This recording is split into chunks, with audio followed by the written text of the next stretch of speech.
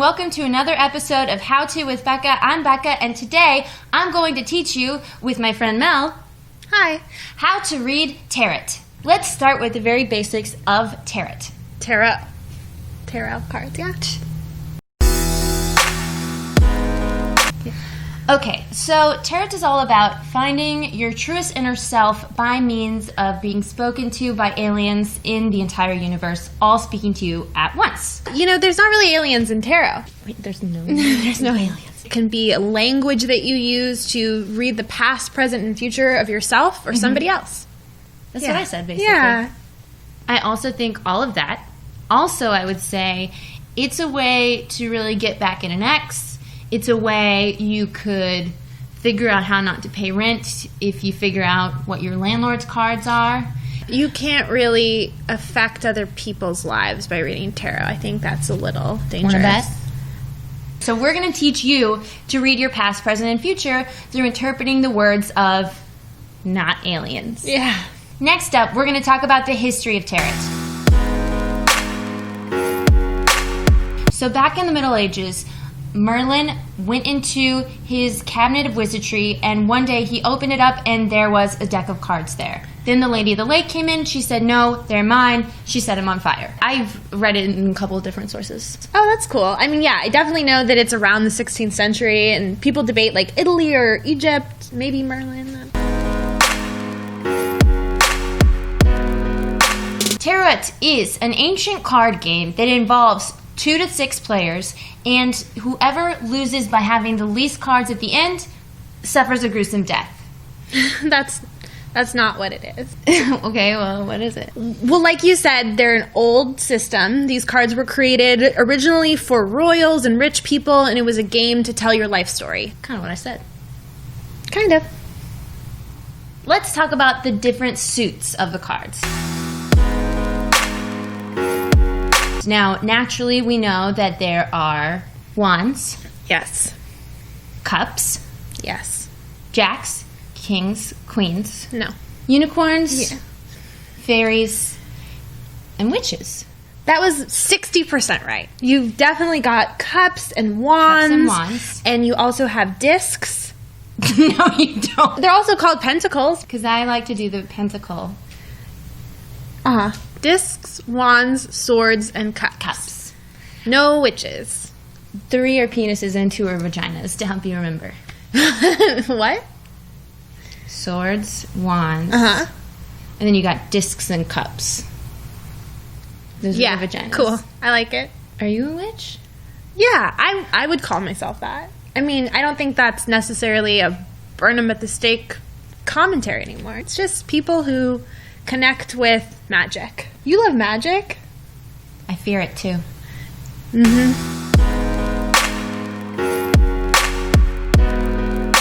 We can do, there's different types of spreads. This 3-card spread will be specifically for you, viewer.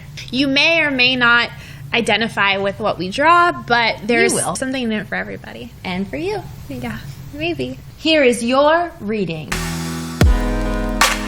Ha! This is your past. Tell us about it. Absolutely, I would love you to. I will do. Thank you. I have drawn the Lovers. The first thing you're going to do is you're going to look at the card and you're going to see what are the pictures in the card. Did I write any notes on the back of the card to help me? Why don't you describe the card to them so they understand their past? Obviously, this is a card about babies making love with eagles and lions. I see a wizard holding a king and a queen, or maybe 2 queens, like they're marionette puppets, and Cupid is shooting down his bow into the queen's head. Seems like she doesn't have a choice and has to get married into this relationship that's polyamorous between a lion and an eagle. Does that sound like your past? Is there a way you could more broadly define the card for them? I think your interpretation was a very literal one of the art, which is one way to do it. And I would also say that the Lovers card is about a relationship. That's like a good... Mel, it's my show.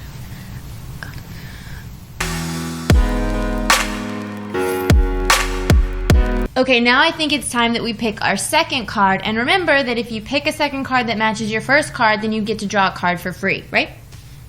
No. What happens if you draw a pair? There aren't really pairs. You can interpret the meaning based on the card it's next to. No picking a third card for free. Well, then how do you win the game? There's not really a winner in tarot.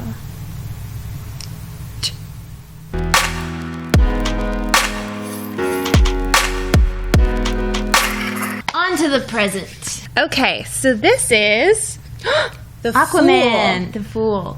The Fool can sometimes sound negative, but as we know, the Fool is about taking a step into the unknown. When you make a wrong decision. Or when you just take the first step into a new venture. Get lost in a path into the woods. You could take a step into the woods. This is a rabbit hole video that's going to take you down a dark path. Or it could be a positive path. You should stop watching this video right now. You should interpret this card as you're about to start something new. That would be That's good. That would be the Fool. I like when we tag team. Me too. All right, do you want to do the future? This is a really rough card for you. It's not looking good. There's lots of lightning bolts and crocodiles. What's the card? Fortune? It must be Greek or Latin. The Fortune card, like the Wheel of Fortune. Like Wheel of... I've seen that show. Yeah. I always get the vowels. When you get a fortune card, especially in your future, it probably means that you're on a karmically good path and good luck is going to come your way. Right. Same as I thought. Just a little bit more. I see that you're going to be going to Vegas. You're probably going to win a lot of money, but then you're going to meet a man who's a juggler, like this crocodile, and they're going to pickpocket all your money. But it'll be fun. I think that's really specific. Could happen though, right? Anything's possible, but maybe not that. Okay, this round we're going to go rapid fire. I'm going to pull a card and I'll tell you what it means for your future. Mel, ready? Yes. Pass. There's no pass in tarot. Pass. Ooh! You might turn into a mermaid. Do you want me to now interpret that interpretation? Okay, thanks. I might turn into a mermaid. Who's this guy? I know about him. It's the Hierophant. Spiritual leader, father figure. You're going to join a cult. The Death card. I was going to say you're going to learn violin. I don't know about the violin, but the Death card can definitely be scary when you draw it. I wouldn't tell someone that they're going to die when you draw the Death card. Don't do that.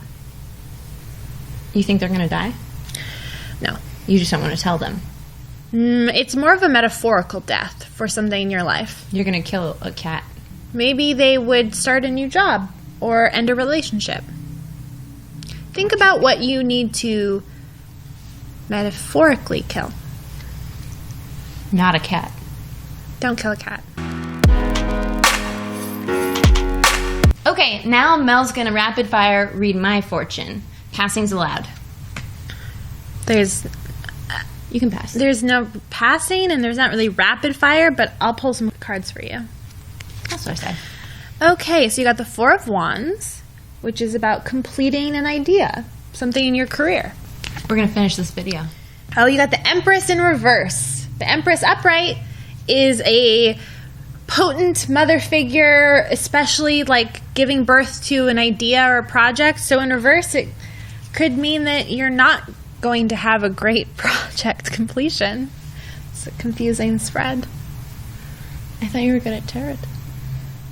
I mean, it sometimes can be confusing. I'm pretty sure I'm good at everything. So are you reading it wrong? You can very well be good at everything. I'll take a double down on the next card. Yes! Is that good? The Hanged Man is a card of waiting and feeling suspended and like you can't really go anywhere. I mean, it could be good if it means that you want to take your time and make sure that you do something perfectly. Pretty sure everybody's in quarantine, so that makes sense. That's a good one. You did a good one. Yeah. I'd say A+. Thank you. And you know what? I really liked all of my reading? I did, even though I would still say don't pass. Oh, okay.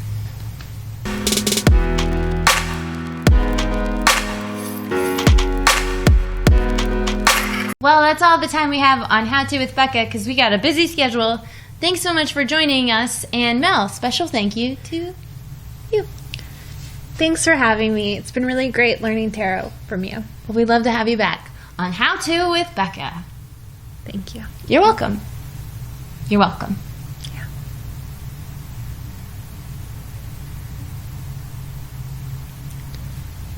Yeah.